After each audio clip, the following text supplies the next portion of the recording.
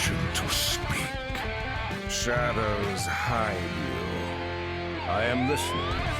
Our paths converge. So good to see you. Hail to you. Never lose hope. Here, Fred Shaft.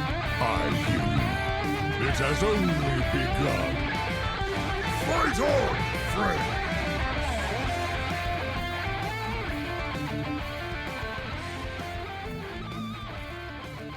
Welcome to episode 475 of Concede, a Hearthstone podcast dedicated to making the competitive side of the game more accessible to you.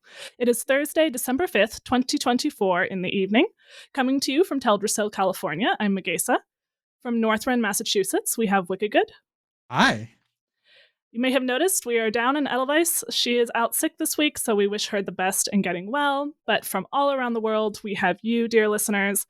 As always, this week's episode is brought to you by our producers, Number Theory, Kresh, Beef Squatch, David P., Walu, Jeremy T., Bottlecap, Scrumpy Monk, The Burger Club, Kirk Regan, Grizzly Bear, May, and SSJ5 Goku, and by our patrons of the week, Alfredo Heights and Night Owl 6.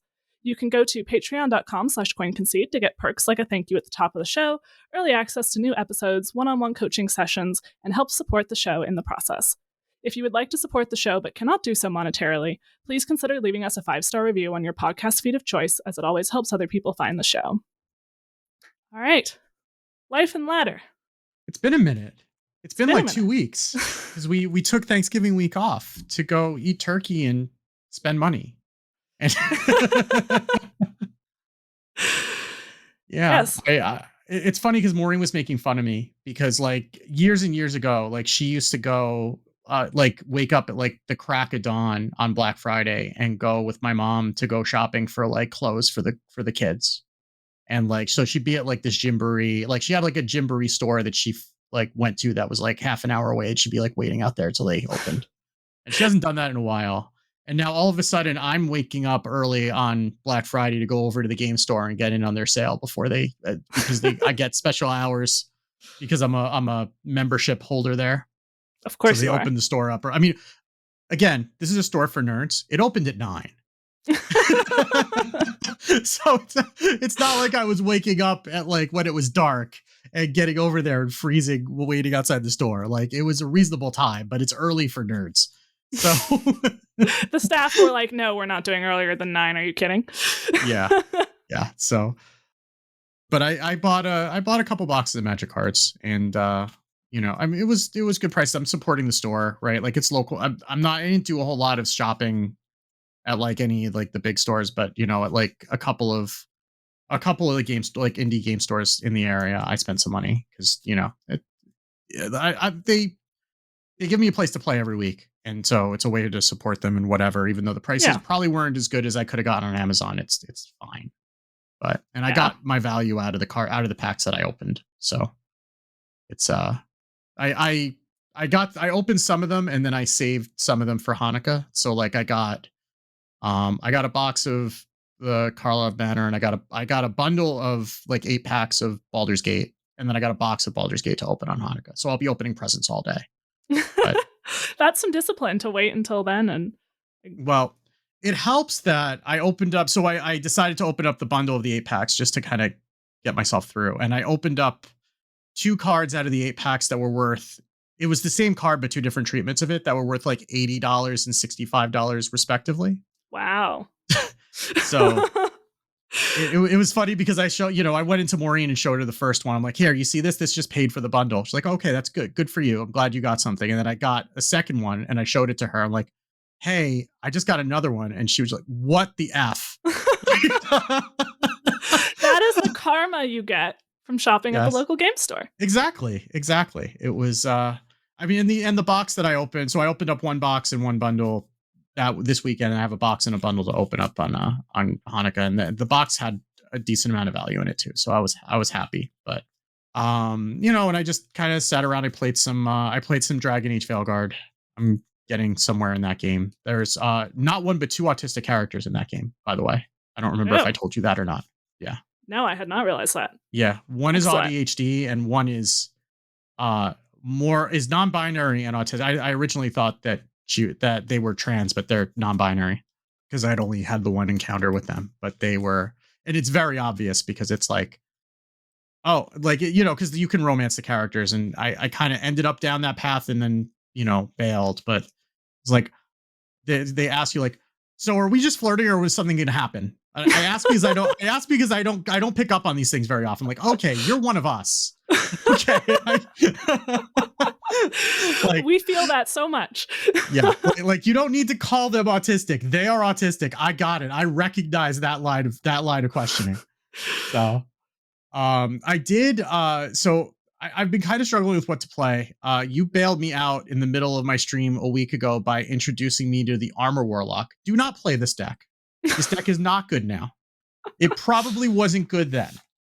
But it was like, this was right after the balance patch, and I was struggling with what to play. And basically there was a series of decks that came out right around then that were all answering the question, how much can we abuse resurrecting Arcanite Defense Crystal as many times as possible? And the answer was a lot. Mm-hmm. I had one game. I mean, there was one game that I had on stream that I clipped, and I should find the link to that and put it in the show notes, where I was playing against an asteroid shaman, and they had to have done 150 damage to me easily. And I won that game. Yes. I just sat there like, okay, you got anything else? Because, this is, that's fine. I mean, they came close, right? Like, it was like, if they had drawn one more asteroid before the draw finished, then I would have died, because what happens is that when they draw, it'll draw all of the cast when drawn in a row until you draw a real card, and none of the death rattles will trigger until after all that resolves. So I was getting down low, and then the death rattle trigger, and I was at 80 health again. I was like, okay, we're good. We're fine. It's no big deal. And the way that this works, if you're not familiar with this deck, which you very well may not be, is that you play the Arcanite Defense Crystal, you give it Reborn, you kill and resummon it. You can use Cube, you can use Kraken potentially, although that wasn't in the list that you were playing. You can use Eternal Layover. We found a use for Eternal Layover, which is the Death Knight Perils card that gives everything Reborn and then kills everything. Yeah. Terrible in the mirror. It's terrible against any Starship deck, really. But I mean, when you can, so you want to get Brittlebone Buccaneer out, play the Crystal. I was running Curse Campaign in that version because that was the greediest possible version of that deck, which makes 2 dormant copies of a minion after it dies that come back in 2 turns. So wait for that to wake up, and then Eternal Layover and get all that, and have a Starship that gains you 66, 70, 72 armor, or 76 armor. No, 72, 78, I guess. I don't know math, but. And then you win with Wheel is the idea. Yeah. That's basically the idea, is that you don't care what they're doing. You just get enough armor to be able to live 5 turns with Wheel, and then the game ends. And there was the next day I played against a Odin Warrior, and I got 150 armor in that game, and they did not stick the landing. And it was, I mean, they might have been able to, if they'd gotten both of the Quilboars down at the same time and then done the whole combo all at once. But even then, that's only 80, I think. So it wasn't enough to get through it. And then they just okay, well, I guess we're done. That deck was a lot better when people were playing Death Knights with the Starships, and is not nearly as good when people are playing aggro, because that deck does not do a whole lot early, and just kind of sits there and dies, especially if you don't draw a defense crystal. Then you just sit there hitting yourself in the face trying to find one, which is not the way to go. I picked up Libram Paladin a couple days ago. I won't talk about that too much, because we're going to talk about that in Decksplanations. That's our deck for this week. But I do appreciate the deck. I mean, it's basically like playing Pipsy Paladin, but without Pipsy. It's like Garfield minus Garfield, but Pipsy minus Pipsy. But and it's not running all of the Libram stuff. It's just running enough Libram stuff. And then I guess every deck for the next year or so is going to have the Divine Brew, Holy Glow Sticks, Linessa, O Manager package in it, because that's just how Paladin wins games in 2024, I guess. But yeah, so hand buff, but everything else. Yeah, I guess it's, if you're not hand buffing, then that's what you're doing, but which is, I guess, is fine. But at least it didn't rely on having to draw the one copy of Horn of the Windlord. So that's something, I guess. And Horn of the Windlord's going away anyway, so we may as well learn how to win without it. But yeah, I think that deck is more fun than I thought. It took me a little while to kind of get the hang of it, and a little bit, and even longer than that, just to like convince myself that it's something I wanted to play. But I think once I started getting into the groove of it, it's something that I'm enjoying, which is good because Swarm Shaman is not my jam. And I don't really want to be playing that for the next like month or so until we get another balance change. So, this is holding me over until then. Yeah. I've played some Libram Paladin as well because we were going to talk about it, and actually had played some of it before we planned to talk about it. Did really well. Went on one of those things like you pick up a new deck and you immediately have a win streak and you're like, this is the greatest deck that has ever existed. And then you immediately go on a losing streak and are like, never mind, I hate this deck, it's terrible. I've now evened out to like a 54% win rate with it across all of the games that I've played with it over the past week. But I spent a lot, and I enjoyed it. We'll talk more about that later. I spent a lot of the first week of the break, I kind of just like took a little bit of a break from Hearthstone because I could, since we didn't have the podcast, and it's good to have that every once in a while. I played a lot of Crusader Kings 3. I have now conquered almost the entirety of West Africa in my matriarchal pagan empire. Finally reformed the religion. Like, you have to... when you're tribal, there's a lot of things you can like raid other people easier, and it's easier to go to war with people, but your development just is terrible and can't be improved. So finally, I like became feudal and made my own religion because I had a crazy pious character. But I've now extended a little too far, and my subjects are starting to rebel against me, which is bad. I mean, that's generally not a great thing if you're the one in power, but Yeah. It did. Luckily, my big empire neighbor, the same thing happened to them, where I was like, what am I going to do about them? And then they lost like half their land to a rebellion. And I was like, oh, okay. At least they're having the same problem as me. And, just had some break Thanksgiving. My husband was quite annoyed because my aunt and my uncle don't really like turkey that much. My husband maintains it's because they just don't cook it properly.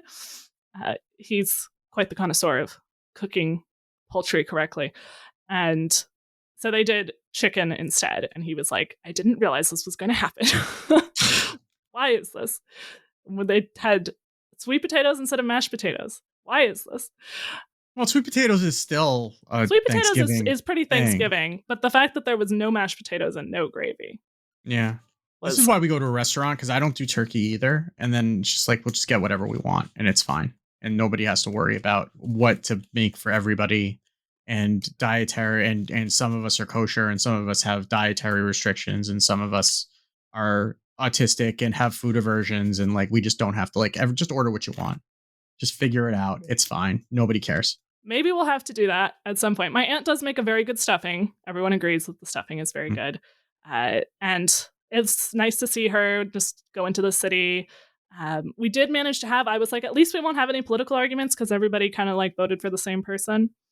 Managed to still have a drop down political argument between my uncle and my aunt's friend, which ended with, well, at least we're both basically on the same side about it. There was like vehement disagreement about like a small point.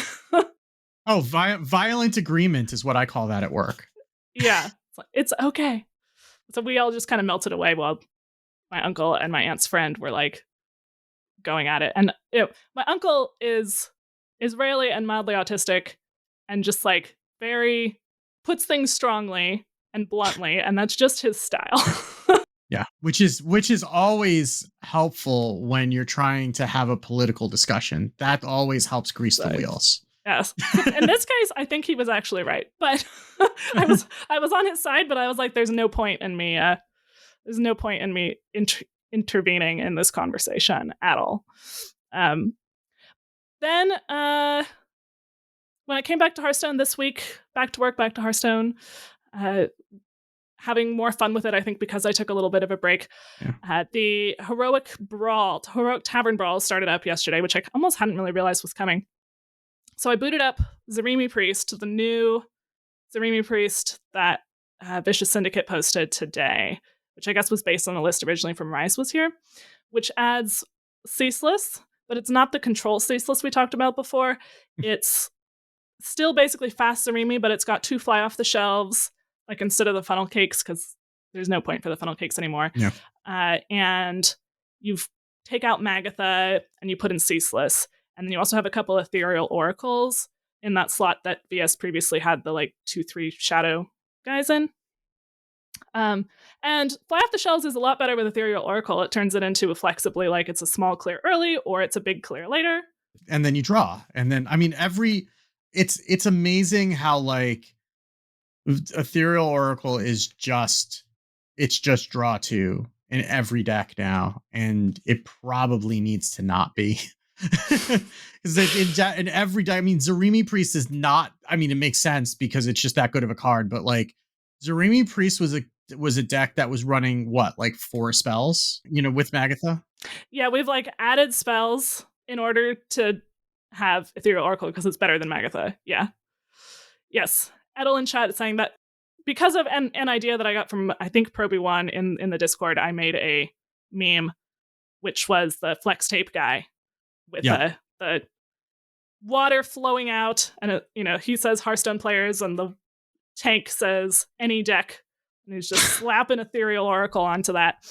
Can just sort of fill out anything. But it did feel pretty good. I went into the Heroic Tavern Brawl. I got 12 wins, which I think is my first time ever getting 12 wins, so I'm very happy. And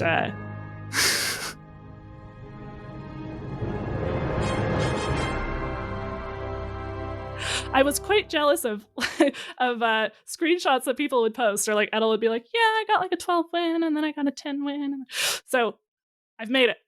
You did it. You got the prize, which is to be able to post your screenshot on social media.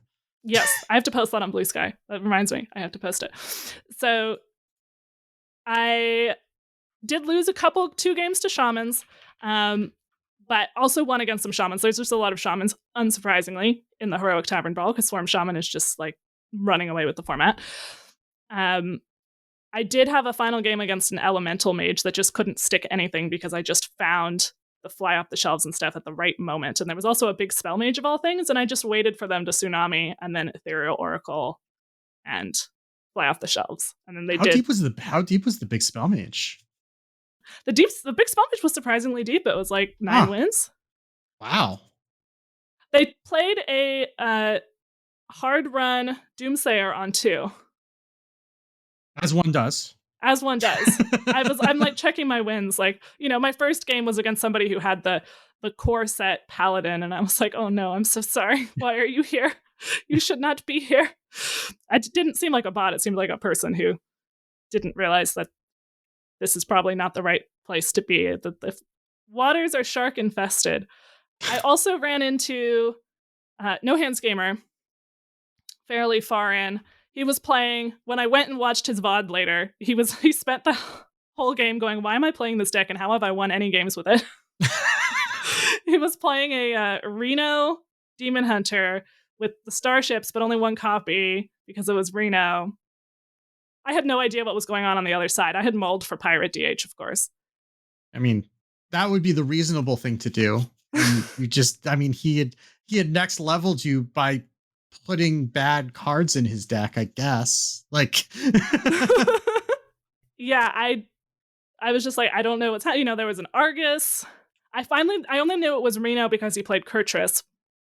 Luckily, didn't kill anything important out of my hand. It would have had to have 3 hits hitting the Zarimi to kill the Zarimi, so that would have been unlikely for him to get that.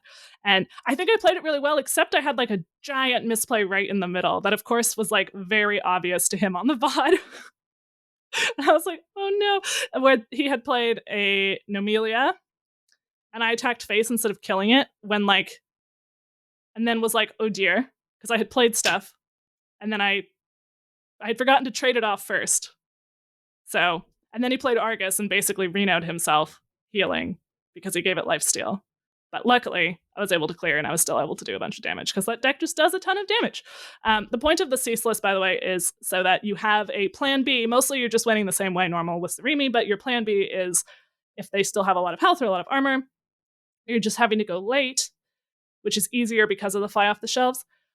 Then you can play Ceaseless and then Zarimi. And that can actually do 30 if you also have Vol'jin, if you haven't had to use Vol'jin for something else, because you attack with the Ceaseless, that does 15, then you Vol'jin your Zarimi and the Ceaseless, and then you attack with the now 15/15 Zarimi, so that does another 15, or more if you had like an orbital halo to put on it.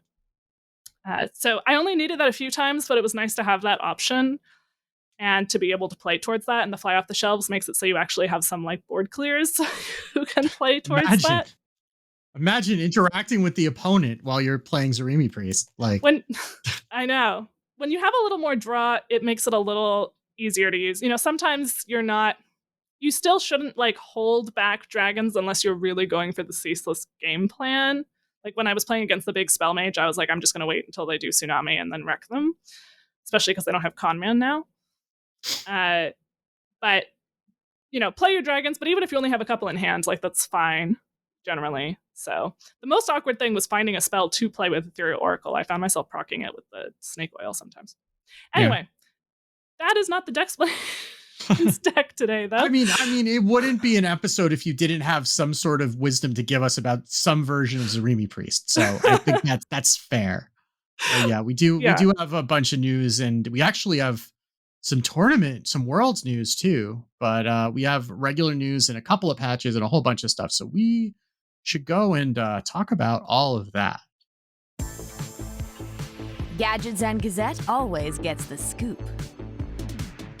So we got patch 31.2, which is the patch that has the new Battleground season. So we talked all about that at length last week. So we're not going to go too much into Battlegrounds. You can read up on all of the new units and all of the new minions, the new heroes. There are 3 of them. We talked about Farseer Nabundo last week, but there's also Exarch Othar and Zarek Master Cloner with a cloning gallery hero power, which I believe is just specifically trying to get me to play Battlegrounds again.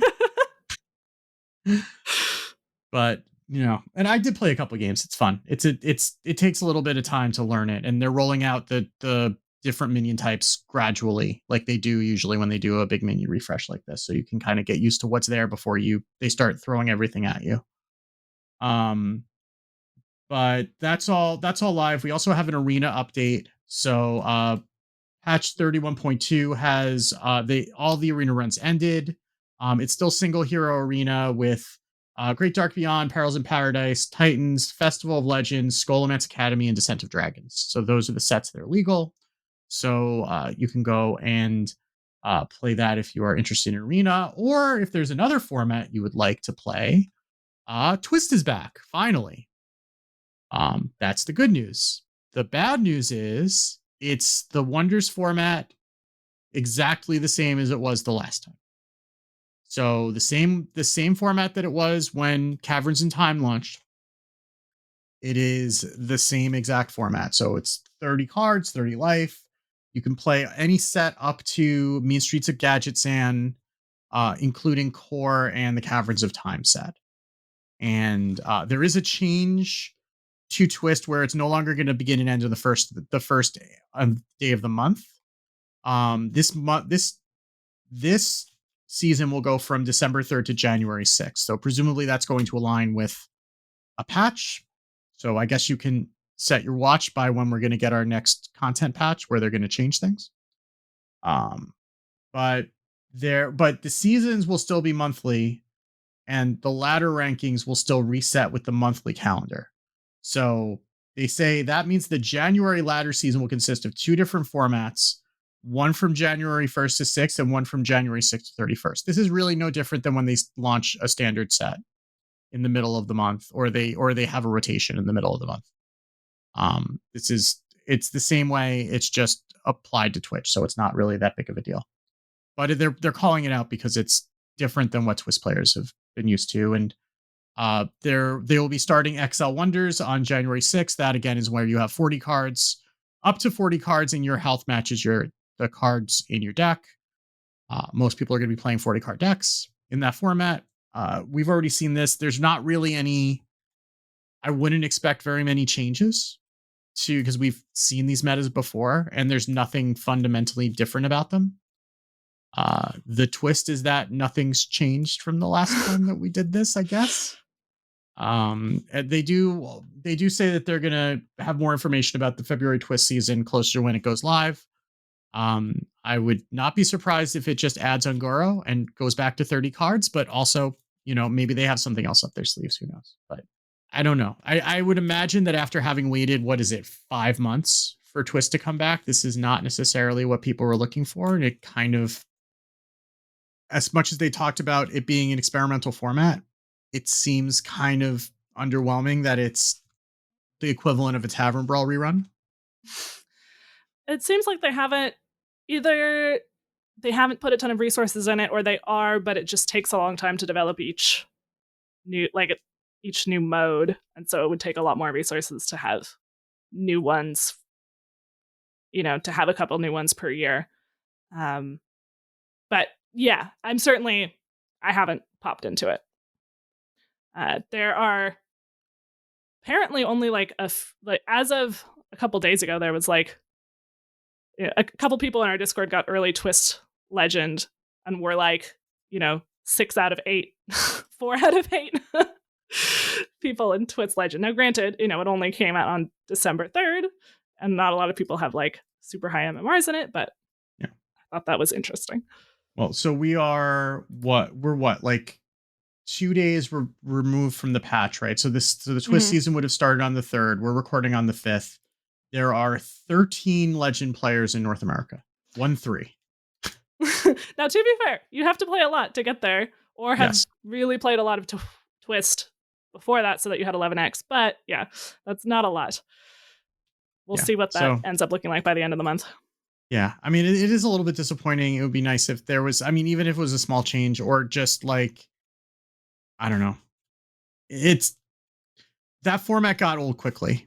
And I guess the only difference is that they nerfed a bunch of stuff after that first season that is already nerfed, right? The discard Warlock stuff got nerfed fairly hard, and that was really what was overwhelming the format at the beginning. So maybe now that those nerfs are already in place, maybe that's better and it's different. I don't know. I haven't really wanted to go look at it either, because I kind of got burned out on that format the first time, and I wasn't really particularly looking forward to going back to it. And a lot of the draw to me of Twist is being able to deck build in a new environment, and that's not what that is, because it's the same environment that we were already in. So, but if you enjoyed that format in the past, then you can go play in it. Donkey is pointing out, and Donkey, I believe, is one of those 13 people in the top 13 in Twist. As is J5 Goku, so congrats. But Donkey saying that there might be something weird going on with the leaderboards in Twist right now. I guess it would make sense that our Discord would not dominate the Twist leaderboards. But... Oh, you're not Donkey? Well, not yet, okay. I'm sure. There was someone else who was. Apologies for. I'll figure out who you were by the end of the show and give you a coin concede. How about that? Okay. So anyway, so that's Twist. We also, Heroic Tavern Brawl started up again yesterday. That's going through the December 11th.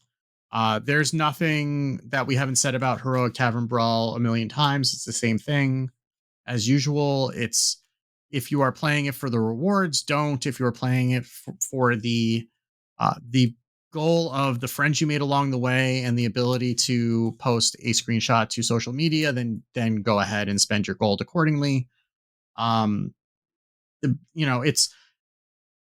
If you just want your pack for the week, there's a legendary quest to just play a game and get a pack. So you're not going to be out anything for this. It's really a gold sink. If you are a high legend player and probably 11x player, and you want to try it, like you'll probably do reasonably well. If you're below that, you're not going to get a return on your gold if you're concerned about the price. If you just want to do it for the experience, that's fine, but understand that you're going into that, like going to Vegas with a budget, right? Like you expect to lose that gold and then be happy with anything you get out of it. Yeah, when you get to higher wins, you start like running into streamers, and especially the further it gets in the season. Yes. So we are getting a new in-game event starting on December 10th, Bob's Holiday Bash, which will be giving both constructed rewards and Battlegrounds reroll tokens. So the rewards, there's going to be 3 Great Dark Beyond packs in the middle, and the first and the last, or I guess 1 and then 2 and then 4 for the last reward. So 7 Great Dark Beyond packs total for completing the entire track, and you'll get 4 Battlegrounds reroll tokens for completing the track. And the first and last reward are a regular and golden copy, respectively, of the Bob the Bartender neutral legendary card for constructed. So Bob is a 6 mana 4/5 with Battle Cry. Choose an action from the Battlegrounds, and so you'll get offered all 4 choices. You just get to pick which one you want. You have Freeze the Shop, which freezes all enemy minions. Recruit a minion, which puts an enemy minion into your hand, and your opponent gets 3 coins. So, like, it was selling it off their board. Refresh the Tavern. You discover a 3-cost minion and refresh 3 mana crystals. Or find a triple, draw a minion, and get 2 copies of it. This is very clever. It is very clever. It's going to be interesting to see how this affects Standard. It has very Marin vibes to it. Like Shadowward Steel is not a card that gets played, right? That's Standard legal, that doesn't get played in Standard, but when it's attached to a 4/5 body that has 3 other reasonable effects, and also giving every class a Frost Nova, yeah, with a 4/5 body attached to it, is a choice. I mean, we know Frostworm's Fury was a card. Yes. As was whatever that elemental in Shaman from a while ago was. Snowfall element or whatever that. Yeah. I forget what it was because I've repressed the memory. But yeah. So we're gonna see how Bob. I mean, I'm sure you're gonna see him a lot, right? Because like it's a neutral legendary. Druid has infinite deck space, apparently, if nothing else. I'm sure that there will be a Death Knight that's running it, and so we'll see what happens. But that's just be prepared for that, but also know that that's there. And again, you're gonna have 21 days. No, 20. How does math work? Yeah, 21 days. I did the math right. 21 days to complete the quest. So it'll probably take you a little while. But Bob is on the first rung, which only needs 400 quest XP. So you'll probably get him pretty quickly. Goku points out Bob is planned to be rotated out with the core set rotation in 2026. Is that something that you saw somewhere, Goku? Yeah, it's at the bottom of it's right underneath the pictures of all the cards or all the effects in Bob. So yeah, but that's not this coming rotation. That's when like the Great Dark Beyond and Perils and Whizbang's Workshop rotate. So it's going to be around for a full year unless he's a menace. I guess. Yes, core set can always change, but that makes sense. It's essentially going with the core set for next year. Yeah, they're specifying that because like all the gift cards that we got at the beginning of the year, those are all rotating out at the next rotation. But this, and I believe Champions of Azeroth are rotating out 2 years from now, or 2 rotations from now. If you are a Hearthstone music enjoyer, Hearthstone Music of the Tavern Volume 2 will be releasing on December 18th on Spotify, Apple Music, iTunes, and Deezer. So if you're a Deezer user, you're included, I guess. I don't know what's there because I mean they had all of the board music, and I thought they said that they didn't have the rights to what was in the cinematic, so I'm not sure what else they're adding. Maybe it's remixes or something, but we'll find out on the 18th when that launches. But you know, if that could be your holiday music for your holiday party. It's surprisingly good for concentrating because I already have so many hours of like I'm paying attention while listening to this. Yeah. It kind of it's already like Pavloved your brain into, focusing, right? So, and then we got a whole boatload of bug fixes. I don't know what the plural of bug fixes is, but it's probably something disgusting sounding. But anyway, so one big one, they had made a change that if you quit out of a game, it would concede the game for you. Which people such as myself had discovered when getting soft locked or hard locked and tried to quit out to restart the client and then came back and their game was over. So they have reversed that. They say that this issue was originally or was actually the original intended behavior and it resurfaced after a long-standing bug was fixed. But there was clear feedback that many people were used to the bug and preferred that functionality, so they turned the bug into the feature and reverted the functionality. So you no longer have to Alt F4 or force quit if you get soft locked. But also someone quitting is not going to concede, because I know I've also been in the position where I've pressed quit instead of concede accidentally, and then probably trapped somebody in there with me for a couple of minutes. But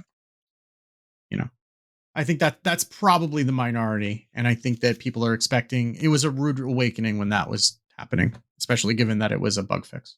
Yeah. Yeah. If we had known it was always that way and it had always been that way, that might be a little different. Yeah. Then yeah.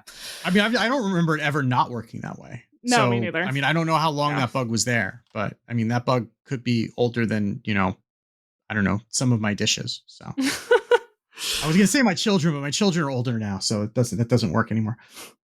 They fixed bugs with Private Eye and Mysterious Challenger and Wild that were causing disconnect. So those were banned in Wild and now they are unbanned. Avatar of Hearthstone, which is the other gift card that would open up a pack and then plays all the cards. It used to require you having hand space for all of the cards. It no longer does. So now, even if you have a full hand, when you play Avatar of Hearthstone, you will get five of those effects. Those effects have tended to be fairly underwhelming, even when you did have hand space for them. So I don't know how much you'll see that, but at least you won't have to worry about having an empty hand, and maybe that'll help it see a little bit more play. Playing a Titan, returning it to your hand, then playing it again could cause a disconnect. It no longer does. Although, note for that, it is, I believe, still true. There is a disconnect where if you get a Titan in your mulligan, you toss it because, or this is also true for choose one cards. You toss it because you don't want a Titan in your mulligan. Then if you redraw it later and play it, you will get, the game will lock. So you have to quit and come back in as quickly as possible, which is very annoying. But be aware of that. And just keep the Titans in your mulligan. Like, as much as you may not want to, it's better than losing half a turn. So, or just don't put the Titans in your deck. Just pretend that it's 2025 and don't put the Titans in your deck. You'll be okay. I promise. Maybe not in Shaman, but that's one where they're trying to figure out how they can get the fix in as quickly as possible. But playing the Titan, returning it to your hand, and replaying it will at least work now properly. Yes. Employee of the month was not an imp, and now he was. They say they've updated his personnel file, so that's good for him.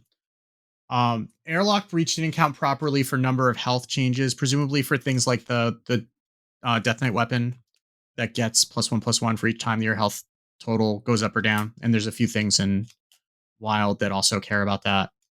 So Maestra could discover Galakron hero cards, apparently, which that's not okay. So now she can't. Now she can't, and good for that. Because I mean, I don't even know if that's any good if that were to happen to you, because you don't have any of the support cards. But even so, like, no, let's not do that. Kil'jaeden's portal would upgrade some card text that it shouldn't based on the portal buffs. So that sounds like it's a text only issue and not an actual gameplay issue. Mining Casualties was able to be played on full board. Now the card will not show as green if your board is full. Carnivorous Cubicle's end of turn effect could trigger multiple times if its battle cry was multiplied when played, like with Shutter Block. So presumably it would eat the minion 3 times and then poop out 3 minions at end of turn, which is pretty cool if you figured out that was how it was going to work. It no longer works that way. So, maybe that's why people were playing Cubicle. Now you can go back to playing Kraken or whatever. I don't know. But hot coals would not resolve deaths after the first wave. I didn't realize that this was a bug. I thought this was the way it was supposed to work, because a lot of those cards that do something then do it again, unless they're actually checking for something that died as a result of the repeat, typically just resolve all the damage at once. So what this means is that you can hot coals into like mining casualties, and you should clear both the Silverhand recruits and the ghouls now, where you wouldn't before. Yeah, I'm glad about that, because I had been surprised that didn't work, but I thought it was just not supposed to work that way. But yeah, now it will clear, trigger everything, clear, trigger. So that's actually better in most cases. Pirate Sanctuary wouldn't reopen if the battle cry minion transformed into a non-battle cry minion. Sure. I want to know which one.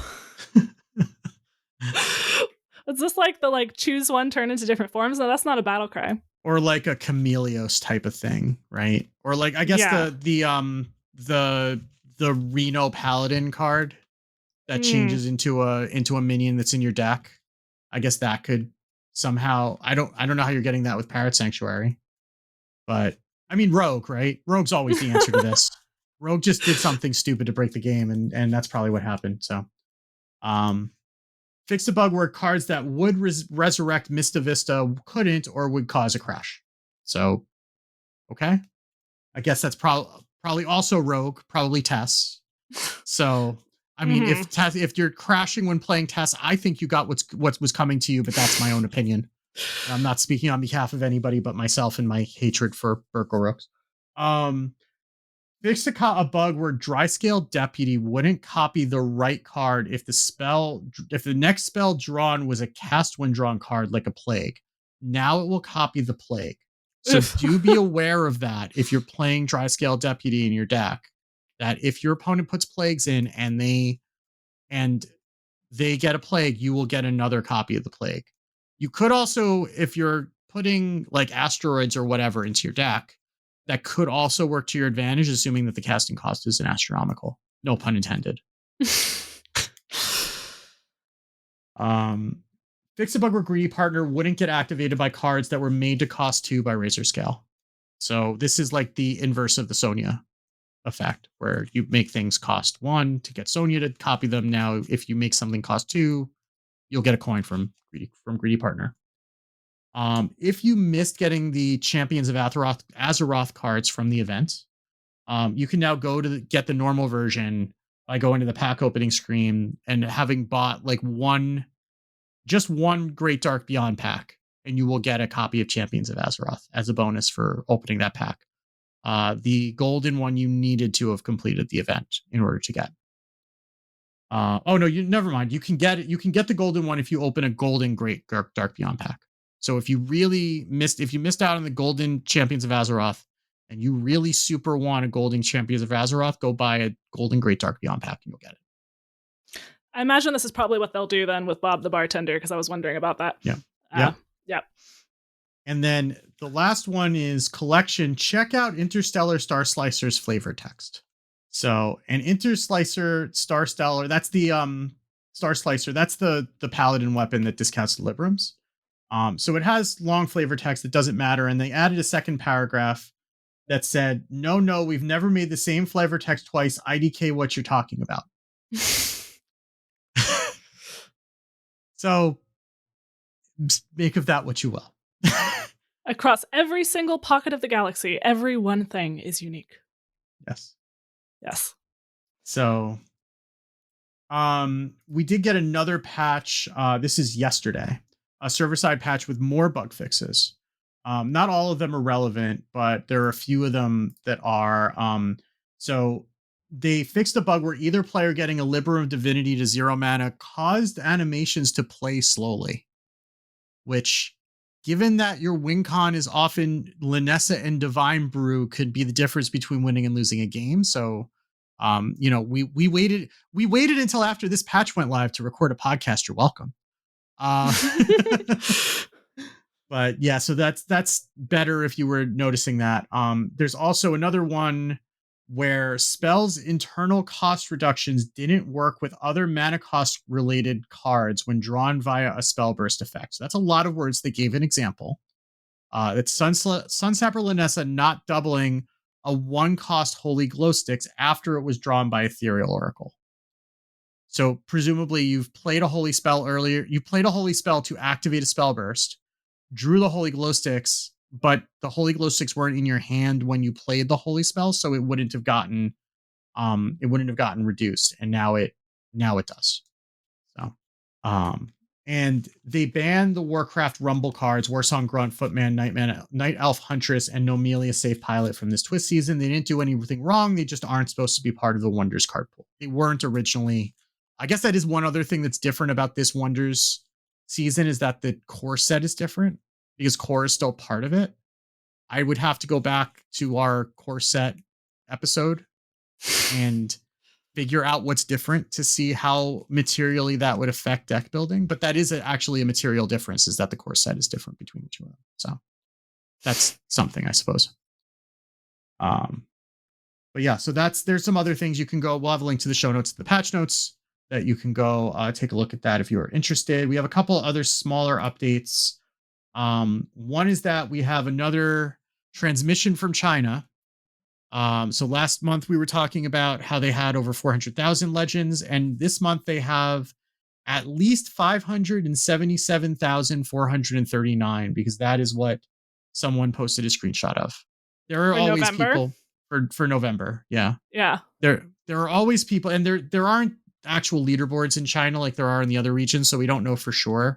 But there are typically people who will go legend diving to see how big they can make the number, and then posting that. So that was towards the end of the season that they saw that number. So that is a staggering number of legends, given that like each of the other servers had what, like 15 to 30,000. I think NA had like 20,000 legends last season because I was looking at it to see where I could camp to get 11x, and it was like 21,000, something like that. So it's just orders of magnitude more legend players. And obviously as it's been back and people are getting back into the groove of things or what have you, then, or maybe their rank was low enough and they needed the extra month to get over the line.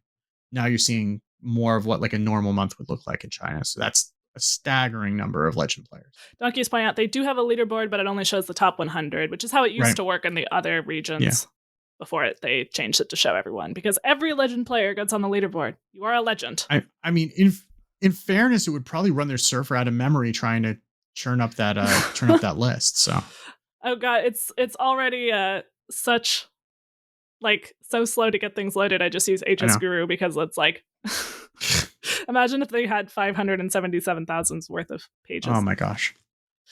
Well, we also have, with a new content patch, we have a number of shop updates. First of all, this is a general PSA. Go to the store and get your 4 free Battlegrounds reroll tokens if you have not already. You have to go to the store to get them, but if you go to the store, there's one that just says buy free, and then you will get 4 reroll tokens added to your account. So make sure to do that if you haven't already. Even if you're not playing Battlegrounds right now, you may decide to give it a try a little while now. You may as well just add them to your account while you can.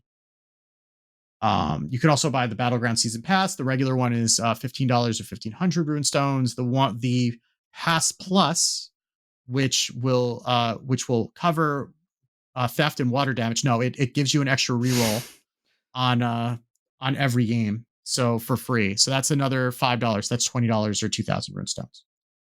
So you can buy both of those from the shop. We also have some constructed bundles. We have a new diamond portrait. I'm not going to call it legendary or get it confused. It's diamond of Tyrion Fordring for Paladin, which comes with 3 Paladin packs and 2 golden standard packs, in addition to the portrait for $25 or 2,500 rune stones. So that's a reasonably good deal. The diamond packs are not nothing. I mean, depending on if you get, an epic or a legendary out of it, but even if the rares, you're going to get a decent amount of dust just from the golden rares. So it's still a reasonable value for that if you are interested in playing Paladin and you are a Tyrion enjoyer. There's also two Death Knight skins, not Death Knight, two Demon Hunter skins in the shop that are new. One is Murgulus, who is a Murloc Demon Hunter. So that comes with that 5 Demon Hunter packs and a card back for $15 or 1,500 runestones. And there's also Runeplate Arana, which is a sick portrait. Yeah, very cyberpunk. Yes, very cool. She got like the Geordie LaForge goggles, very purple and green neon, like very cool. So that's $10 or 1,000 runestones with 5 Demon Hunter packs. I don't play Demon Hunter often, but I may end up indulging in this because I am a sucker for a good Arana skin. Like the punk rock or emo rock Arana was one that I bought a while ago and I still use fairly often. So also for gold, Ice Lady Tyrande, arguably one of the best priest portraits. I know that that's not saying much because most of you are allergic to priests, but even so, if you are a priest enjoyer, Ice Lady Tyrande is one of the better priest portraits. So that's $6.99 or 1,000 gold. And also Ice Lord Malfurion is the same price. So you can get those with gold if you are so inclined. You can also get some new signature bundles. They're not even bundles. It's just the card. So we started seeing some of these signature cards being offered for gold. So there you can get a signature Fi the Setting Sun for $35 or 5,000 gold. Or a signature Reska for $35 or 5,000 gold. They just waited long enough for her to get nerfed, and then were able to release the signatures. They didn't have to get the dust backs. That's good on them. You can also get some non-legendary signature cards. So there's a Chatty Macaw for Hunter. It comes with 2 copies for $20 or 2,000 runestones. And then there's also a Diamond Kill Jaden bundle and a Diamond Velen Leader of the Exile bundle. That's $60 or 6,000 runestones, but those also come with 2 signature legendaries from the Great Dark Beyond. So if there are signature legendaries that you missed and you want to roll the dice, that's something that you can do. And then there's also some more, golden pack bundles and some bundles from Wonders with signature legendaries from Caverns of Time that have the old gods in them. Stuff like that. And there's a bundle, a couple of those that have just packs from those original sets. So if you are interested in playing Twist, then you can do that. And there's also a tavern ticket bundle. I don't know if they've done this before, where you can get 11 tavern tickets that can be used in Arena for $20 or 2,000 runestones. So that's an interesting thing also, especially if you are looking at, we don't know if they're going to do another pre-release like they did for Great Dark Beyond for tavern tickets.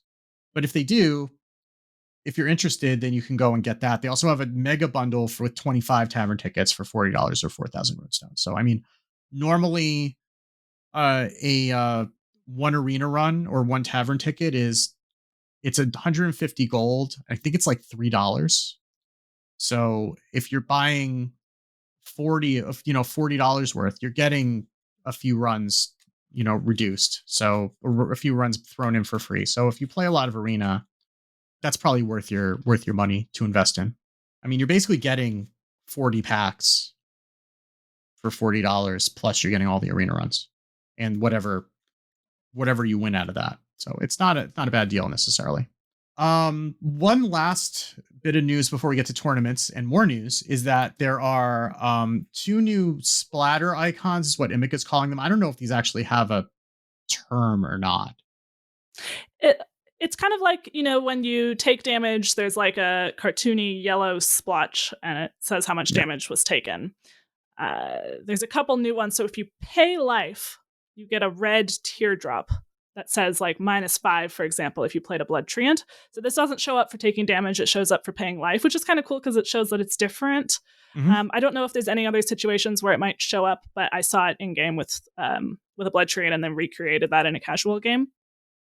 And then Lifesteal, if you heal from Lifesteal specifically, then there's kind of like a purple splotch that'll say like +3 or whatever it was.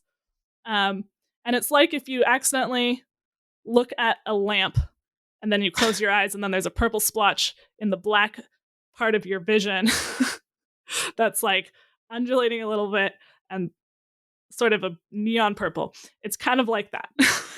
You'll see it soon if you haven't already. I tend to want to stare into the sun when people are life stealing too much, so that's appropriate. So that's all we have for news. But wait, we actually got news about Worlds. So we can actually get to play the tournament bumper. It's the grand tournament.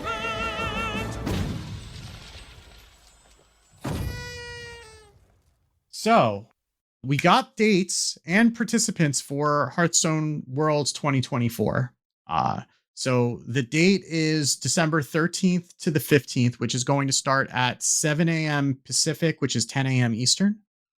All 3 days. Again, it's a 3-day tournament because we're including China, so there are 16 competitors. It's was cutting it close, frankly, given that we didn't get this announcement until November 29th, which was 2 weeks before the tournament, and from what I understand, even the participants didn't know when it was happening, which is difficult if you're trying to prepare for a tournament and also don't even know if you're going to have other plans. Like, this is also, holidays and whatever, and some of these people have lives outside of Hearthstone. Well, I mean, I guess maybe not if you're playing enough to qualify for Worlds. Maybe you don't. I don't know, but but presumably, these are regular people with actual lives outside of the game. So, also, I don't know what Thunderfire is, but it's a sponsor of the tournament, and that's also kind of newsworthy because, like, I don't remember the last time that Hearthstone had an outside sponsor. I don't know if that's another Microsoft studio that's just like, advertising for free, but it was notable to me at the time, and then I forgot about it until just now when I'm staring at this. It's a NetEase game studio. Oh, okay. Oh, so that must be, yeah. So that's NetEase. That's because NetEase has also got the partnership. So that's not really a sponsorship. That's just because it's NetEase that's also putting on this, or partnering with them effectively because it's China. Okay, that's fine. So that's not as exciting as I thought it was, but we can dream. Maybe one of these days we'll get a sponsorship and they'll be able to put a little more money into it. But anyway, we do know who the participants are going to be. So because we had to wait until this past this November ended in order to know how many points the fourth player from each region was going to have to be the play-in participant. Or not play-in participant, but the at-large participant. So in Europe, it's Perthnica. I think he's got another name. I'm not sure. Perthnica? Yeah. I want to say that there's another name that's more recognizable that I can't remember off the top of my head. That's not his actual username. Rekvam, Fury Hunter, and Yarla will be representing Europe. Gyu, Definition, Maxibon, and Hemlock will be representing Asia Pacific. Americas will be Gamer RVG, Me Smile, WeQ, and McBanterface. And then China qualified in a separate system because, again, they didn't have Hearthstone all year, and they always kind of they always qualify through a separate system, even when they did. So ProYun, Sif, ML Yanming, and Yuansu are going to be the players from China.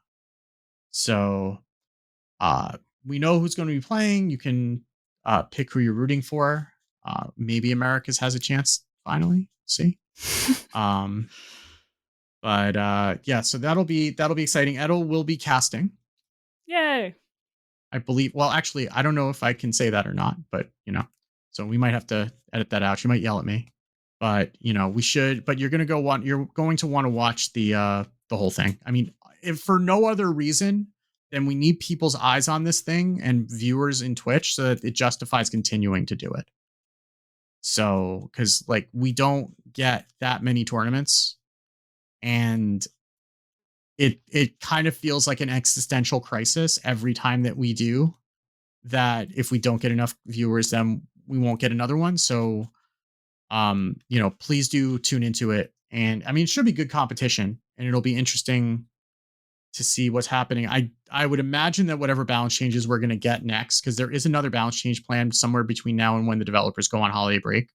I would expect it would probably be after that, because we've heard the horror stories of balance changes like the Tuesday before. I guess it would be Thursday, right? They drop on Thursdays now. So a balance change like the day before the tournament would be a bad thing. So, yeah. So I would imagine that if we're going to get a balance patch, it's probably going to be the following week, but neither here nor there. But that's exciting that we have a Worlds to look forward to. And and we need to watch it so that we get more of those. And I don't know if this deck's going to be there, but we're going to talk about it anyway. So we're going to talk about Libram Paladin right about now.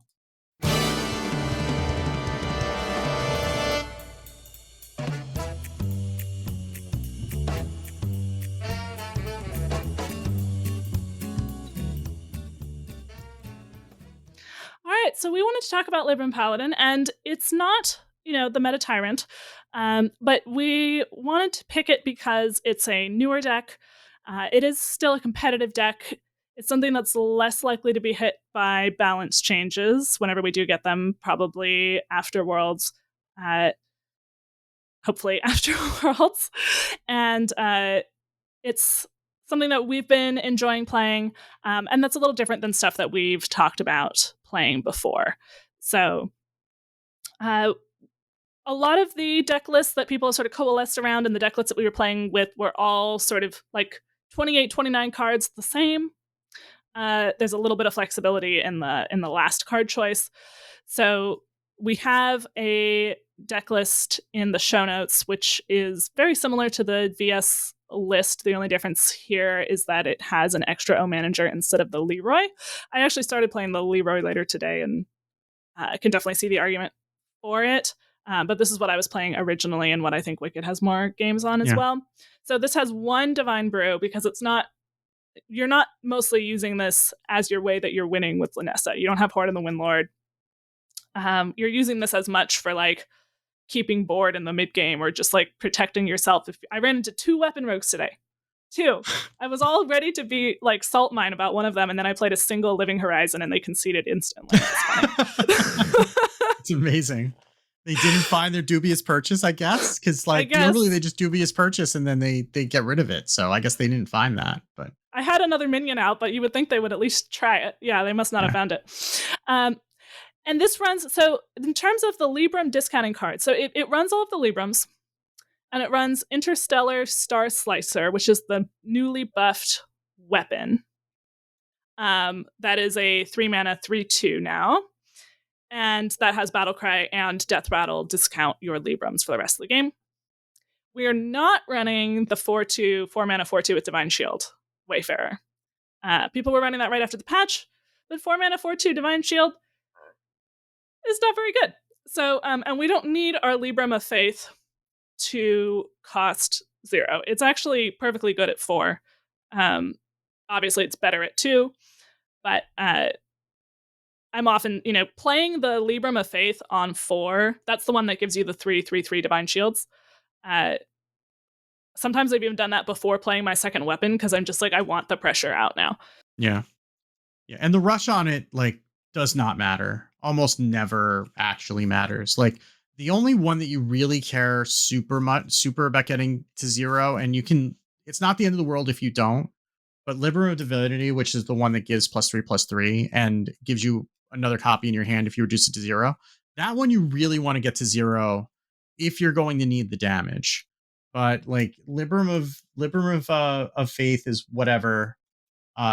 Just getting the 3/3s with Divine Shield. If it didn't give them Divine Shield unless it costs 0, that might be a difference, but just giving them rush doesn't really matter. And Libram of Clarity, which is the draw 2 minions and give them +2/+1 if it costs 0. Whatever. The minions' bodies don't matter that much. And +2/+1 doesn't, it's nice. You'll take it if you get it. Getting that on a Living Horizon is nice, but I've played that for 3 mana and it's fine. right? Like if it's more important to draw the cards than to get that to 0 and get the buff on it. Yeah, if you can't, just ordering wise, there's a lot of ordering thing in this deck. So like if you can like Star Slicer and then Libram of Clarity, like obviously do that. But I've played it for 3 as well. Especially if you don't have the weapon, you're trying to draw for it or for instrument tech. There's a lot of like targeted draw in this deck, and you're just trying to do as much of it as possible so you keep getting through your deck. So the stuff in this deck that is not Libram's. Oh no, we're also not playing Urel, and we're not playing Liadrin. Instead, we're playing the Sunsap Lunessa package with O Manager. VS is only running 1, and 2 Holy Glow Sticks. And you can also double your Libram of Divinity, which is the +3/+3 comes back to your turn if it costs 0/1. So that's often how you're closing out the games. We have Sandcastle because that's great when you buff it, or it can just help you survive. Yeah. Or you can use it for lethal, right? Because you can buff it and then you have a minion stick, you buff it, trade off something, then you give the attack to something that can go face. And sometimes you can just get a lethal that way. There's lots of ways. Definitely counting lethal is an important thing in this deck because there's lots of ways that you might not realize you have damage. We have Ethereal Oracle for damage with Lunessa, but also just for draw, like more just for draw. And Living Horizon because all your cards replace themselves. Miracle Salesman because it's a good card in the early game and it's draw in a sense. And with the spell damage, sometimes you can make those cost 1, the snake oils, and that's relevant sometimes to get rid of a divine shield. And also having a 1 mana spell just to pop a spell burst is sometimes also relevant, even if that spell's not doing anything. Just 1 mana pop a spell burst, draw 2 from the Ethereal Oracle is occasionally a relevant play. Yes. And it's even doing a damage if you have the Oracle out. Yeah. So actually think about that before you trade the snake oil. If is it like the only playable spell in your hand and you need to pop the Oracle, maybe don't just trade it instantly. And so that's kind of basically the entire deck list. Yeah. I think before you go any further, though, I think one of the reason that you can get away with 1 Divine Brew is because you're not running things like Greedy Partner or Metal Detector, so you don't generally have enough mana on the Lunessa turn to use 2 Divine Brews anyway. So, like, when you're running, like, Hi-Ho Silverwing, I think that's the only card you didn't mention, that is going to draw you holy spells. You want to get the Librams, right? And all the Librams are also holy. So, getting the Divine Brew is good, but it's more for lethal, though you can use it for some survivability. But you generally don't need both of them because you're not even going to be able to play both of them on the turn you go off with Lunessa. You're also not running the Titan in this deck. So sometimes you would discount everything to 2, you draw 2 mana Lunessa, and then you'd have enough mana to do everything. You're not doing anything like that. Lunessa is always costing you 5 mana, so you're not going to have enough mana to go off with double brews and all of the copies of it ever in this deck. Yeah. The final card I didn't mention, but that's very important, is 2 copies of Prismatic Beam. Yes. I even played a version that ran 1 Showdown to go with the 2 Prismatic Beams. In the format that we have right now, at least, with a lot of aggro, Swarm Shamans, Pirate DHs, sometimes even an Elemental Mage, Zarimi Priest, you want that AoE.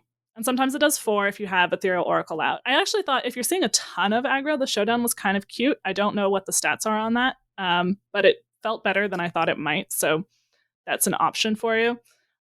There's lots of decks like on HS Guru and HS Replay and stuff that have like that 30th card be like Occult Neophyte. I saw a Deputization Aura.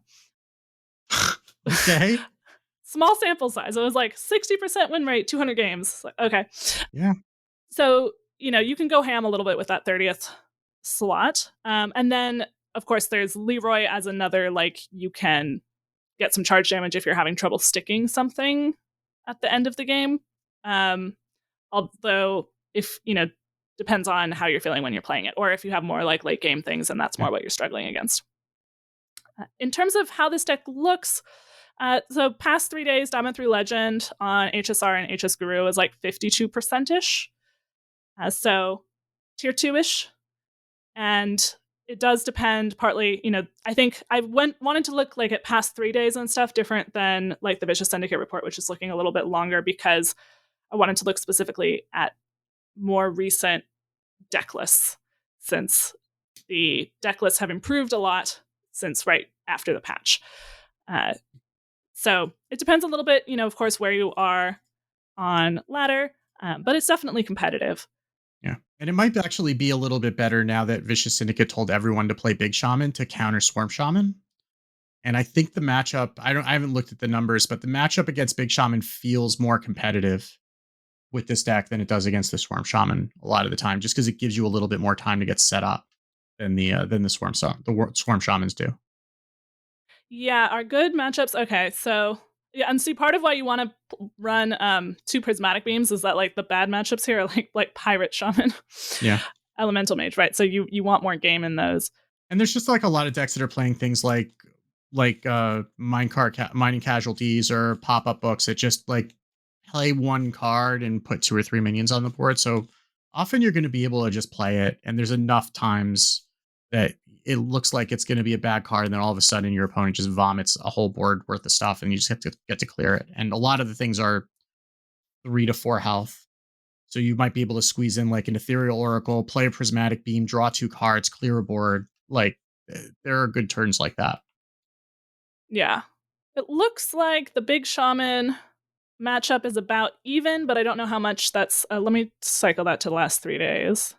Yeah, it is about even, slightly favored for Libram Paladin is what it's looking like for past 3 days, Diamond through Legend. On HSR, not a huge sample size, 1,000 games. So, but I think we'd rather see that than Swarm Shaman. Oh yeah, for sure. Yeah. So, and maybe try the Showdown if you're really seeing a lot of that. Yeah, Swarm Shaman definitely is. If when they hit Swarm Shaman, that will be helpful to Libram Paladin, because Swarm Shaman is swarming ladder to some extent, and it is favored against Libram Paladin the way that it is favored against most things, or at least most classes. But we can definitely do well against a lot of the other decks. So some of the things that Libram Paladin will do well against: rogues, Asteroid Shaman, Control Warriors, and Death Knights. So I think some of these numbers are showing before people were running 2 Prismatic Beams. Yeah, which is fair. Yeah, I mean, the 2 Prismatic Beams do help in those matchups a lot, because you really just want one in the opening hand against those decks pretty badly. Though, I mean, you can get a little bit screwed if you're playing against the Swarm. If you keep it against a Swarm Shaman and then it's a slower Shaman, it's like it's an Asteroid Shaman or a Big Shaman. But I mean, that's just, you just have to mulligan against the worst matchup and then hope for the best anyway. But speaking of mulliganing, so, well, we should talk through the macro game plan, but the happy path of this deck, I thought it's kind of like, what's our plan A, and then what do we do if we don't hit it? So, like, the games that go really, really well, you get, like, Salesman on 1, and then Tech on 2, or you, like, coin the weapon on 2. And then you find the second weapon while weaving in some draw, and then you get, like, your Libram of Fae for a Living Horizon out on, like, 4, and then you can spike with your Librams of Divinity and kill with Lanessa, or Leroy, or an Oracle, plus Holy Glow Sticks, or whatever. Or they're just dead from your minions. That is the ideal game plan. However, and also note, Lanessa can translate into lethal face damage, but she can also just get you extra free Librams of Divinity if you have them discounted. They also add themselves back to your hand twice, so you can end up with like 4 0-cost Libram of Divinities. Just make sure you have hand space for this. Is important. Hand space is important in this deck. But also it's just like plus 12 damage, right? So if you just get anything to stick, like, and they're holy spells, so they're going to discount your Holy Glow Sticks to 1, which is going to be another 8. So I mean, like, if you have like 2 Libram Divinities and then a Holy Glow Sticks, that's just 20 damage, assuming you had 1 minion stick. That's a lot.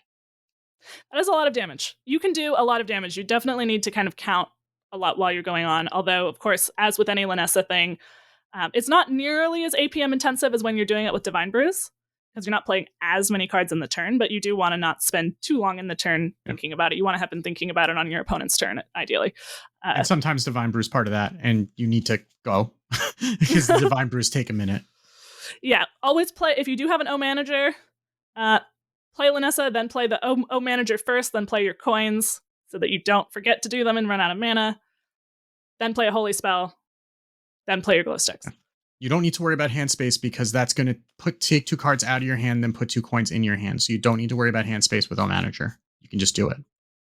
Yes, that is actually, I've spent so much time going, do I have hand space for this? You always do, every time. Yes. It's okay. Because you had to play something before the O Manager got combo, which generally was Linessa. Okay, but plan B. You didn't find both weapons. Let's say you just find one weapon, which is much more common. So you get that weapon out early. The weapon is a great removal tool early. You try to get some, 2/2s out there to contest the board to some extent. Draw as much as you can, survive with Prismatic Beam, and use your combo cards if you need to. There's lots of different ways to cobble the damage together, so you don't have to hold your O Manager necessarily. You don't have to hold your Divine Brew especially. Sometimes even, especially if it's a faster matchup, just use the Holy Glow Sticks to survive, get some healing, clear something off the board.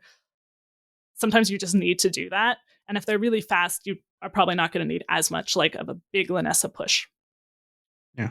There was a game that I posted in our group chat the other day where I was at 2 for 3 turns. And I just survived by playing a Divine Brew on my face every turn.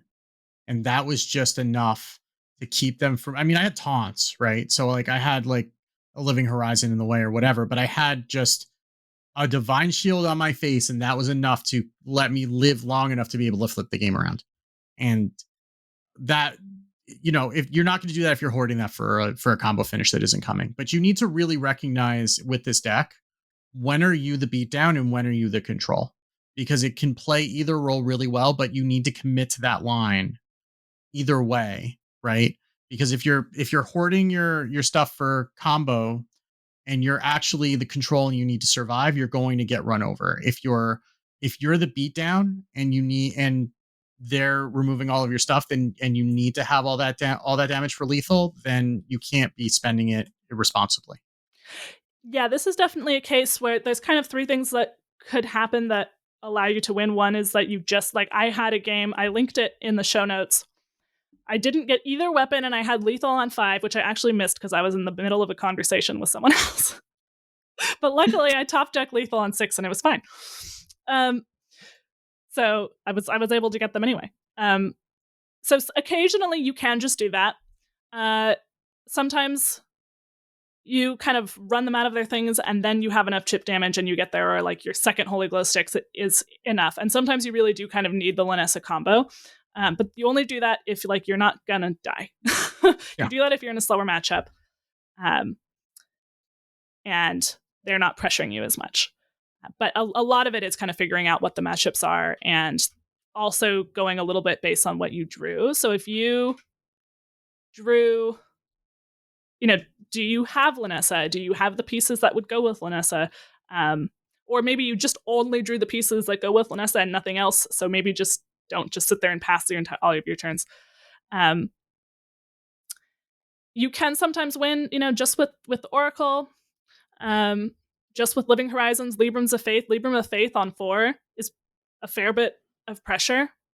So there is stuff that you can do, and you can win without the weapon, but it is a little Naga Priesty in that if you don't draw it, it feels much worse. You definitely notice that you didn't draw it, and you're trying to draw for it. I would say if you don't draw it, try to draw first before you pivot to I guess we're not drawing the weapon plan.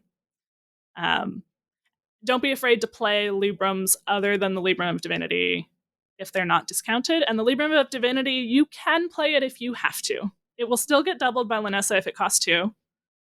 And it won't get added back into your hand, but maybe that doesn't matter. It's still +6 if she's out. Or maybe you just need to put it on a plushie to live, and you have a second one. So you can play them. It's okay. Yeah. And unlike Naga Priest, your tutors will actually get you the weapon 100% of the time. Yes. You don't need to worry about playing a Thrive in the Shadows and it hit all the other spells in my deck and not the wig. This every time you play an instrument tech, it is going to it is going to pull you a weapon. It is sometimes appropriate to keep a tech and a weapon because it is that important to have the weapons early. Because remember, it takes you 2 turns to get the value out of them. You get 1 discount when you play it, and then a second one when you death rattle, but you need to swing twice or play the second weapon over the first one in order to get the death rattle, right? So that's going to take you minimum 3 turns if you play weapon into second swing, right? To get all 4 of the discounts. So you need to get those online as early as possible. I will pretty much always keep double weapon or instrument tech plus weapon or double instrument tech, especially if I also have like a salesman. Basically, the stats for Mulligan is pretty simple. You want the weapon first, you want tech, you want miracle salesman. It's kind of it. If you're pretty sure that they're aggro, maybe keep 1 beam. I wouldn't necessarily keep 2 because then that's the only thing in your hand, right? You can maybe keep a plushie or a Libram of Faith if you have a tech or a weapon. Because like if you have 1 weapon and you have the Libram of Faith in your hand, you can get that out on 4. The next ones in the stats are actually Researcher and Libram of Clarity. Hi-Ho Silverwing is surprisingly bad in the stats for Mulligans. Yeah, I've been keeping that and I figured out it was a mistake. So you would think it's better because it's like a 2/1 Divine Shield minion, but it doesn't draw you anything for a while and it doesn't really trade anything off because everything in this meta right now has 3 health and Hi-Ho Silverwing has 2 attack. So it's not actually trading anything off aside from a Miracle Salesman, which is whatever.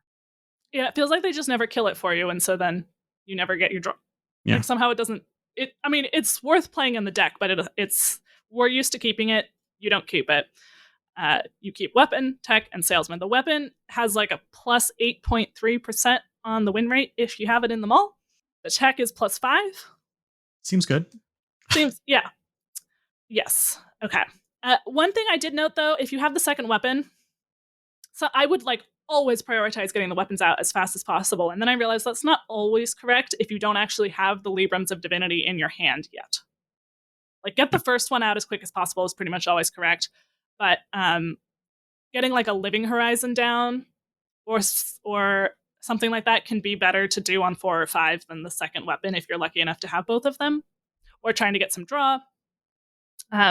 One thing you do want to think about with Living Horizon, pay attention to, it's always going to cost 1 less on your next turn. Like at the end of your turn, it'll cost 1 less at the start of your next turn because you're going to draw 1. You generally need to play it first. Remember, you can't coin out a Living Horizon because you play the coin.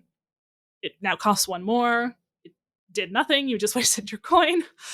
And sometimes holding back slightly on an earlier turn so that you can play a Libram. I mean, you can play a Living Horizon early is worth it because an early 4/6 Divine Shield is really good. 4/6 Divine Shield taunt.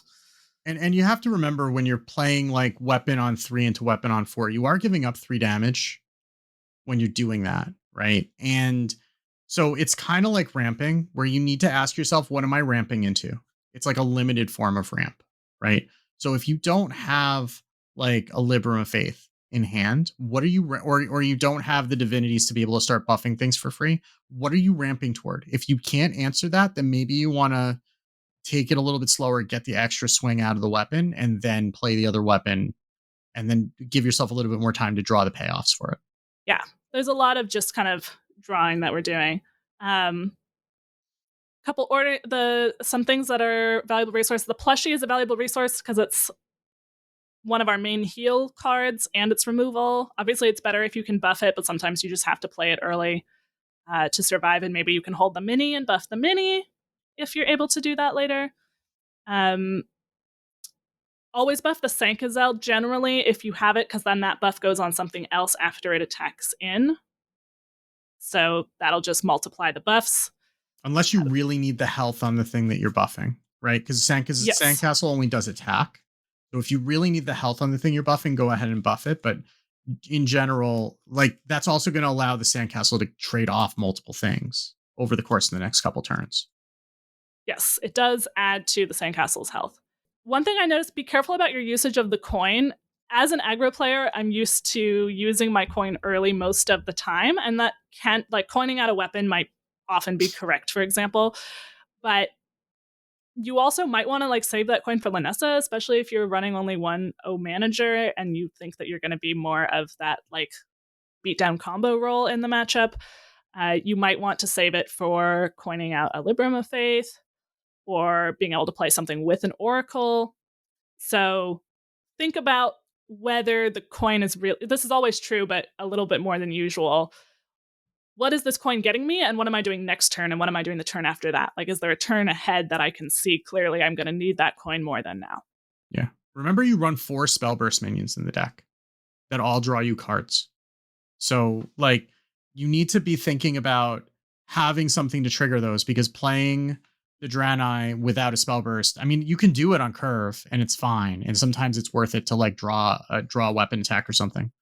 But like, you want to get the value out of that. You want to be drawing off of those. And like, sometimes it's correct to play multiple Spellburst minions and then trigger them all at the same time too, just to get the efficiency for it. Like, but if you're just coining stuff out and you're not thinking about that, or you're trading the snake oils immediately instead of looking at, oh, can I use those? The other thing to think about is most of your Librams are holy. I think all the Librams are holy spells, and you have other holy spells. And sometimes you're going to need to discount a holy glow sticks in order to remove a 4 health minion or to heal, just to keep yourself alive. So keep that in mind. And sometimes that's going to make the difference between just like ripping a Libram of Clarity right away or holding it on a turn that you're going to then also trigger the holy glow sticks. Yeah. In general, if you're going to hold something, you want a clear reason why you're holding it, or just a like, this doesn't really help me now, so there's no point in playing it. But if you think about, do I have a clear reason to not play this? Because most of the cards in your deck have multiple uses, which is part of what makes the deck interesting and fun to play, but also adds some to the challenge of it. And definitely, part of the experience of the deck is recognizing like when our plan A of like, we have 2 weapons and we're just going for it and we have this great Lanessa turn is not always what you get to do. And so you need to be able to find ways to, it's almost like good and bad matchups. Like if you have both of the weapons, it's like playing a good matchup. And if you don't have any of the weapons, it's like playing not a good matchup. And the way to do that is to recognize that even bad matchups, you still win like 40% of the time. So, and there's still ways to get percentage points in those matchups, and when you do win with it, that's really satisfying. So, the same reason that you don't concede if you run into a bad matchup right away, you don't concede if you don't find the weapons right away, unless you really need to for your mental health because they played another Sonya, you have no weapons. Yeah, or they went new heights into Crystal Cluster into Dungar, and then you just need to go next.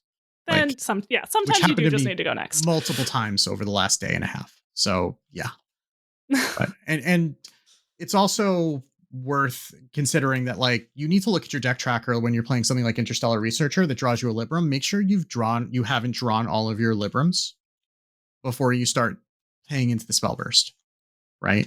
Like if Interstellar Researcher draws you your last Libram and then you're burning a coin for no value just to get the Spellburst, but the Spellburst isn't going to draw anything, then you just wasted the coin. So do check your deck tracker to see what's left in your deck before you're triggering something like that. Yeah. And if it's, if you're not using a deck tracker and it's late in the game, think about like, is there a specific Libram that I think that I want that might be left? Or am I going to play this spell anyway? But sometimes also, if you do use a deck tracker, there's not that many spells, so sometimes you can be almost guaranteed on what you're going to draw from Oracle, which can be helpful.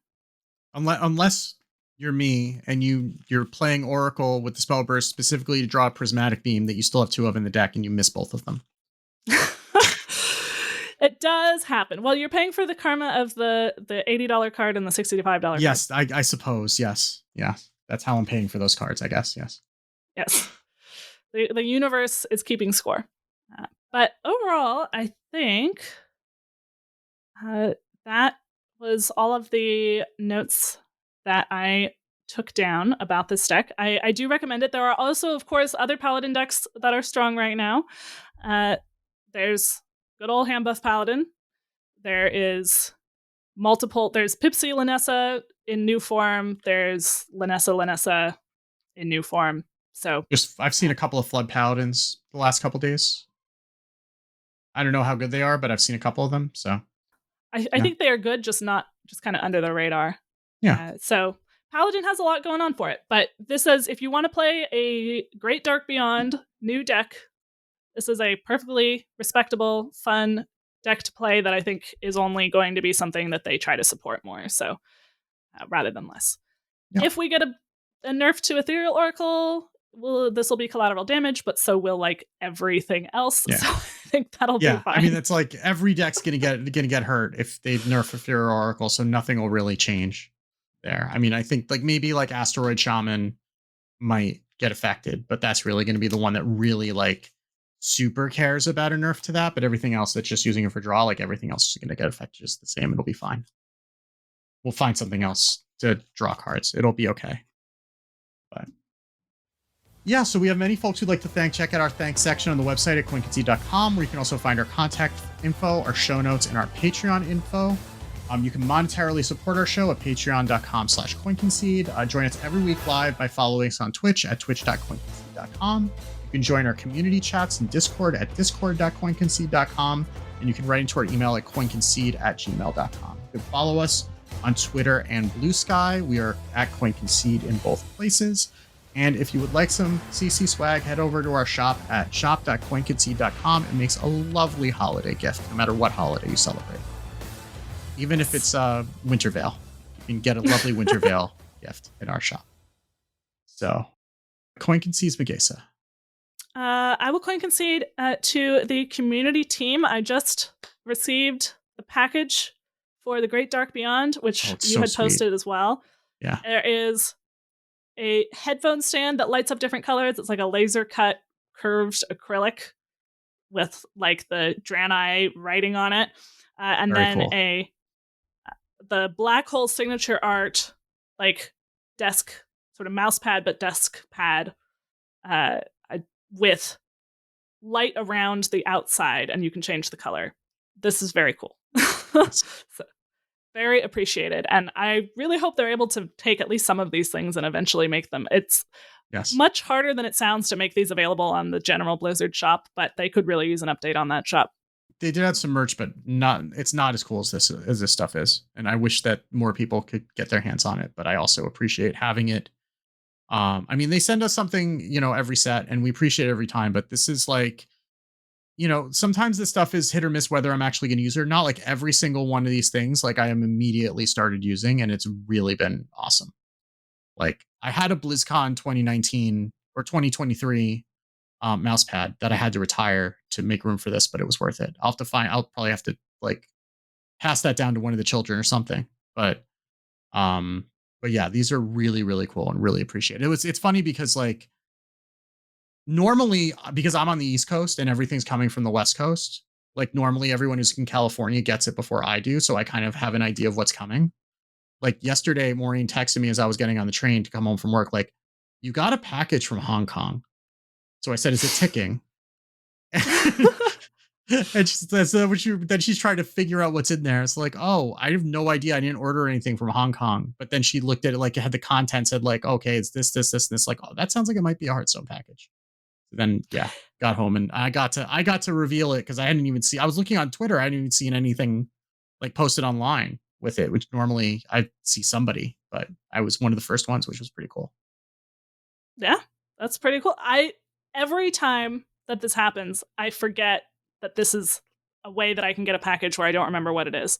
So every time I'm like, what is this? Did I order something that I don't remember? That's like plausible. It's certainly a thing that I might do, but yeah, it's addressed to me. It's not for my husband. Like, what is? And then when I opened it, there was a box, and then there was another box inside it that like perfectly nested into the first box. Yeah, because Maureen was curious. I'm like, oh, look, they sent me a box. A box in a box. She was not amused by that. Somehow she still puts up with me. I don't know how, but yeah, I'm also gonna coin concede to the community team, and because this is they knocked it out of the park with this one, and also I don't remember if you said this or not, or you had it down, but Ed'll get better. Rest your voice up for Worlds. We need you to be healthy.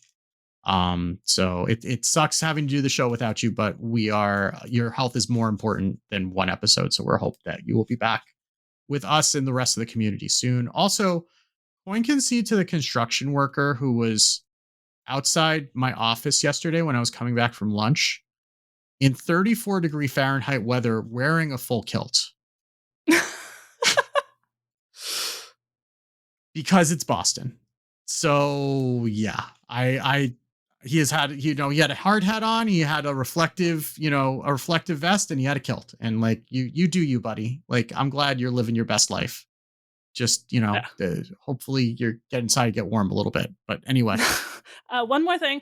I promised that I would give a Coin Concede to the people from our Discord who are in the top 13 twist. And so Coin Concede to World 8, SSJ5 Goku, and Electric Sheep City, as well as the other 10 people in top 13 twist. World 8 is rank 7, so close to rank 8. You have to just go and lose a game, World 8. You can get there. I have faith in him that he can lose a game. It doesn't happen often, but I have faith in him that he can do it. Yes. Well, but anyway, that's going to do it for this week. So until next time, keep calm and throw the book at him. And if you see us on ladder, Coin Concede. Coin Concede.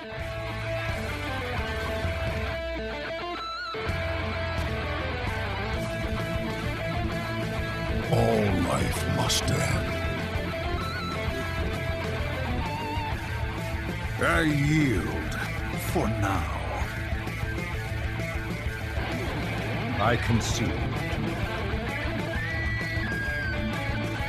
Well fought. I concede. You win this one. The victory is yours. You have bested him. I give up. You win this one, friend. You win this time. I choose death.